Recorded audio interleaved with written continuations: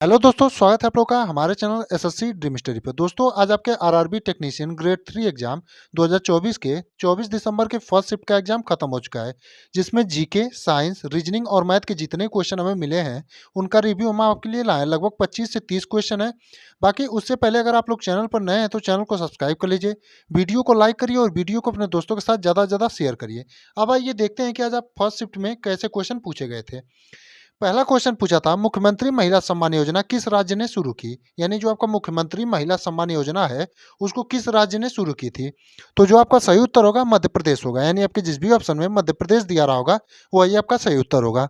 अगला क्वेश्चन है दूसरा नंबर, डीएसी की अध्यक्षता कौन करता है? यानी जो आपका डीएसी है उसकी अध्यक्षता कौन करता है, ये क्वेश्चन आपसे पूछा था। तो जो आपका डीएसी है उसकी अध्यक्षता कौन करता है? तो रक्षा मंत्री। यानी आपका जो सही उत्तर होगा रक्षा मंत्री होगा। तो इस समय प्रेजेंट में जो होंगे आपके गृह मंत्री, माफ करिए, रक्षा मंत्री कौन है? राजनाथ सिंह। तो डीएसी की अध्यक्षता इस समय कौन कर रहा है? तो राजनाथ सिंह। एक क्वेश्चन आपसे पूछा था, कोशिका झिल्ली का कार्य क्या है? यानी जो कोशिका झिल्ली है उसका मुख्य कार्य क्या है? तो इसमें आप लोग देख लीजिएगा कि आपके ऑप्शन में दिया क्या था। यानी जो भी आपका ऑप्शन दिया था आप लोग कमेंट में जरूर बताइएगा। कोशिका झिल्ली का कार्य होता है कोशिकाओं की रक्षा करती है। यानी कोशिका झिल्ली जो होती है वो कोशिकाओं की रक्षा करती हैं। कोशिका के अंदरूनी हिस्से को उसके आसपास से अलग करती हैं। यानी कोशिका का जो अंदरूनी हिस्सा होता है उसको उसके आसपास से अलग भी करती हैं। यानी कोशिका झिल्ली के आपको हमने दो कार्य बता दिए। अब आप लोग देख लीजिएगा कि आपके ऑप्शन में क्या दिया था इसका कार्य। अगला यानी चौथे नंबर का प्रश्न है, तारों का टिमटिमाने का कारण क्या है? यानी जो तारे टिमटिमाते हैं आपके उसका मुख्य कारण क्या है, ये क्वेश्चन आपसे पूछा था। तो जो तारों का टिमटिमाना है उसका मुख्य कारण क्या है? तो वायुमंडलीय अपवर्तन है। यानी आपका जो सही उत्तर होगा कि तारों के टिमटिमाने का मुख्य कारण क्या है? तो वायुमंडलीय अपवर्तन। एक क्वेश्चन आपका था कि बजट में डिफेंस का कितना हिस्सा है? तो आपका ये क्वेश्चन एग्जैक्ट नहीं मिल पाया कि एग्जैक्ट क्वेश्चन क्या पूछा था। तो हम इसका आंसर आपको बता देते हैं, लेकिन आप लोगों से रिक्वेस्ट है कि इसका एग्जैक्ट क्वेश्चन क्या था। और इसके अलावा भी अन्य किसी भी क्वेश्चन में अगर थोड़ा मोड़ा डिफरेंस हो, लैंग्वेज में डिफरेंस हो या फिर आंसर गलत हो तो आप लोग कमेंट में जरूर बताइएगा। तो बजट का डिफेंस कितना था? बजट में डिफेंस का कितना हिस्सा था? तो 621 करोड़, माफ करिए, 6,21,541 करोड़ था। अगला यानी छठा प्रश्न है, तेलों का हाइड्रोजनीकरण कौन सी क्रिया है? यानी जो तेलों का हाइड्रोजनीकरण होता है वो कौन सी क्रिया है, ये क्वेश्चन आपसे पूछा था। तो जो आपका तेलों का हाइड्रोजनीकरण है वो कौन सी क्रिया है? तो रासायनिक अभिक्रिया है। यानी आपका जो सही उत्तर होगा रासायनिक अभिक्रिया होगा। अगला यानी सातवें नंबर का प्रश्न है, उड़ीसा विधानसभा में चुनाव किसने जीता? यानी आपका जो उड़ीसा विधानसभा हुआ था उसमें चुनाव किसने जीता था? तो आपका बीजेटी ने जीता था, बीजेडी। और कितने सीटों पर? आपका 112 सीट 147 में से। यानी कि बीजेटी ने कितने सीटों पर जीता था? 112 सीट और 147 सीटों में से। अगला क्वेश्चन है, कौन सा जीव अपना लिंग परिवर्तन कर सकता है? यानी कौन सा जीव है जो अपना लिंग परिवर्तन कर सकता है? तो हॉक फिश जो मादा है वो अपना लिंग परिवर्तन कर सकता है। यानी आपका जो सही उत्तर होगा हॉक फिश होगा। अगला क्वेश्चन है, यूनेस्को की विश्व धरोहर समिति कहाँ पर हुई थी?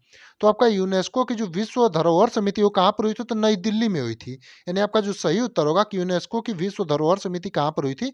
तो नई दिल्ली में। और चौथा सत्र था आपका, तो 46वां सत्र था। और कब हुआ था? तो 21 से 31 जुलाई 2024। यानी अगर आपसे आगे आने वाले दिनों में तारीख पूछे थे 21 से 31 जुलाई 2024 और सत्र पूछे थे 46वां सत्र, और कहाँ हुआ था? तो नई दिल्ली, भारत।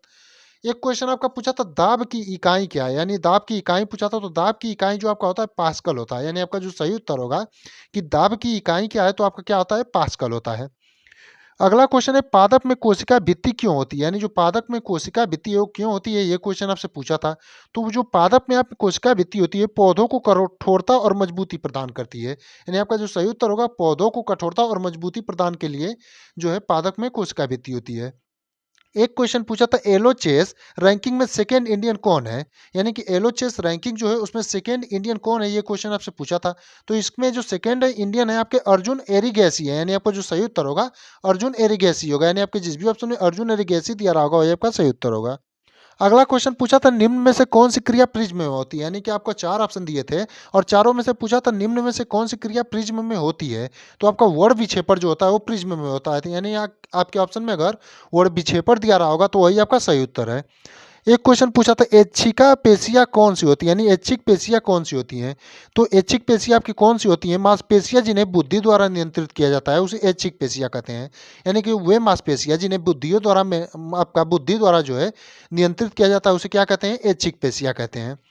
एक क्वेश्चन पूछा था दाब बढ़ाने और घटाने पर क्या होता है? तो ये भी एग्जैक्ट क्वेश्चन नहीं मिल पाया, फिर भी इसका आंसर आपको बता देते हैं कि दाब बढ़ाने पर आयतन घटता है और दाब घटाने पर आपका घनत्व बढ़ता है। तो आप लोग देख लीजिएगा कि एग्जैक्ट क्वेश्चन क्या दिया था, और एग्जैक्ट क्वेश्चन जो भी लोग पेपर देकर आए हैं वे लोग कमेंट में जरूर भेजेंगे। एक क्वेश्चन पूछा था आपका पाइरूवेट में कितने कार्बन होते हैं, यानी जो पाइरूवेट है उसमें कितने कार्बन परमाणु होते हैं? तो पाइरूवेट में जो कार्बन परमाणुओं की संख्या होती है 3 कार्बन परमाणु होते हैं, यानी आपका जो सही उत्तर होगा 3 कार्बन परमाणु होगा। अब मैथ से देखते हैं, आपका मैथ में एक क्वेश्चन दिया था x बराबर 38, y बराबर 9, तो आपका x और y का मान पूछा था, यानी x बराबर 38 दिया था, y बराबर 9 दिया था, और x और y का जो है xy मान साथ में xy का आपसे मान पूछा था। एक क्वेश्चन आपका दिया था 25 और 36 का मीन प्रोपोर्शन ज्ञात करने के लिए, यानी 25 और 36 जो है इसका मीन प्रोपोर्शन ज्ञात करने के लिए क्वेश्चन आपको मैथ में दिया था। अगला जो है आपको एक क्वेश्चन दिया था प्रिंसिपल 1232, रेट 6% और टाइम 3 साल, और आपसे अमाउंट यानी फाइंड अमाउंट ज्ञात करने के लिए दिया था, यानी अमाउंट जो है उसको मूल राशि को ज्ञात करने के लिए दिया था।